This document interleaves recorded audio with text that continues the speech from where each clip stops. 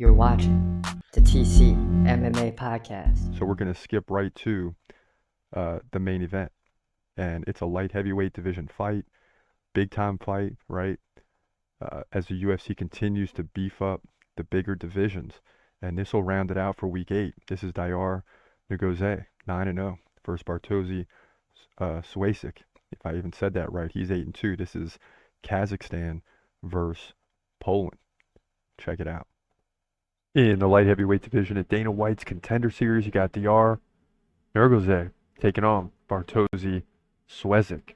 So I probably jacked both of those names up, so please forgive me. Let's get into it. Diyar is 6'2", Bartosz 6'4", he's 2 inches taller. That's about all we know in terms of the setup here. Now, we do know Diyar is fighting out of Kazakhstan. He's 9-0, he's got 5 wins, 2 submissions, 2 decisions in those 9 wins. So he can finish you by KO or submission.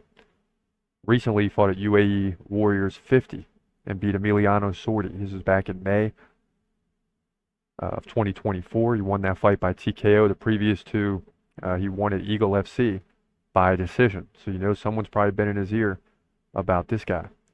Now, Bartosz fighting out of Poland. Remember, he's 8-2. He's got 2 losses. 6 wins by KO, 1 by submission, 1 by decision. The 2 losses, 1 by submission, 1 by decision. His last loss was in January of 2023 at FEN 44. So not a big promotion.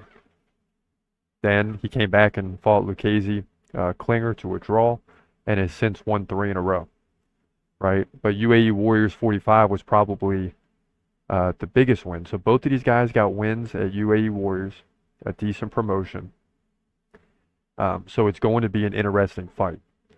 But what I'm seeing in this one is the fact that both guys can land KOs. My concern here is that Bartosz has lost before. Yes, by decision. He hasn't been finished. Definitely is not. Well, actually, excuse me. He was finished by Szymon Bajor back in 2021. But in the last 3 years, he hasn't been finished. But at the same time, Diyar is a finisher, man. This guy is a finisher, and he's shown he can take it to the ground multiple times, and he can stand up and land KOs, and he can go to long haul. So to me, Diyar is 9-0 for a reason. He's shown he can do it every which way. There's no reason to believe that he's going to lose his fight. I'm going with Kazakhstan in this one. Diyar wins, in my opinion, probably by decision, but it'd be better for him if he can get a finish here in the light heavyweight division. Dana White's Contender Series. Yeah, so a very close fight here in the light heavyweight division. It's going to be very interesting to watch and see who gets in. What we know about the Contender Series is week over week, even though there was 5 last week in week 7 to get contracts, it's harder and harder week over week because you already got established fighters that are definitely in.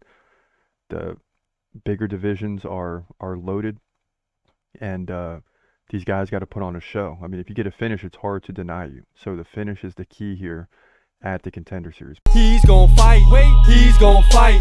Hold your breath till the end of the night. Last fighter call, UFC at its height. Yeah. Bringing that thunder with all his might. Saying, step up, wanna fight? Hold up, think twice. Gladiator, assassin, reckless, no abandon. Walk through that cage, he'll leave your ass stranded.